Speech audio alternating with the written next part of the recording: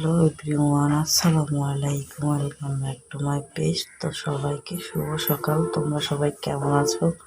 আশা করি অনেক ভালো আছো। আলহামদুলিল্লাহ, আমি আল্লাহর রহমতে তোমাদের দোয়ায় অনেকটা ভালো আছি। তো এখন বাজে প্রায় 8:30 মতো।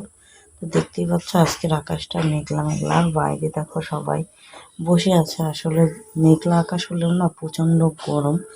আর এইদিকে আজকে যেহেতু ছুটি, মানে একেবারে স্কুল প্রাইভেট সব ছুটি দিয়ে দিয়েছে, আমার বাচ্চা মাত্র ঘুম থেকে উঠে ও টিভি দেখছে। তো ওকে এখন একটু নাস্তা দিব খেতে, দিয়ে তারপরে আমি একটু খাওয়া শেষ করে চলে যাব দুপুরে রান্না করতে। তো তার আগে দেখো কালকে সব ফ্রিজ ট্রিজ পরিষ্কার করছি, গোটা বাড়ি মানে পরিষ্কার করে মুছে ধুয়ে খেয়েছে। যেহেতু হচ্ছে আগামী পরশু ঈদ, আমাদের কোরবানি ঈদ, তো সব কিছু তো পরিষ্কার করতে হবে। আর এদিকে তোমাদের ভাইয়া দেখো সকালবেলা কতগুলো আম নিয়ে চলে আসছে বাজার থেকে, আর আমি এদিকে বাচ্চাকে খাওয়ানো শেষ করে কাটাকুটি করে দেখো চুলার পরে রান্না করতে চলে আসছি। এখন বাজে প্রায় 11টার মতো।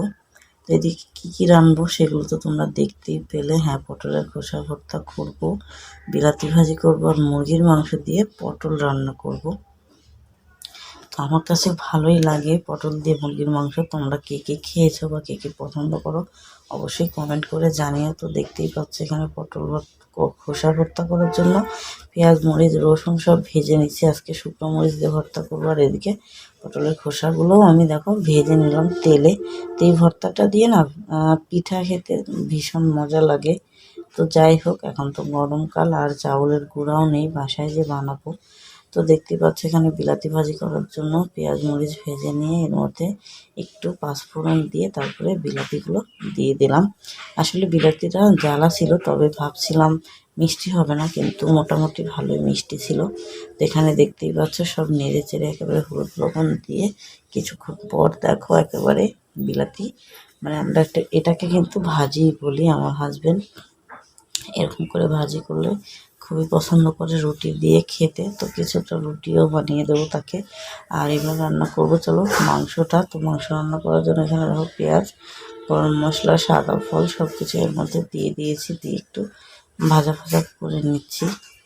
এরপর এর মধ্যে সব বাটা মশলা আর গুঁড়ো মশলাগুলো দিয়ে মশলাগুলো সুন্দর করে কিন্তু কষিয়ে নিতে হবে। তোমরা তো সবাই জানোই, নইলে মশলার গন্ধ করে। তো দেখতেই পাচ্ছ একেবারে তেলটা ভেসে উঠছে। তো এবার আমি এর মধ্যে দিয়ে দেবো কেটে ধুয়ে পরিষ্কার করে রাখা মাংস আর পটলগুলো দিয়ে দেবো সুন্দর করে নেড়ে চেড়ে।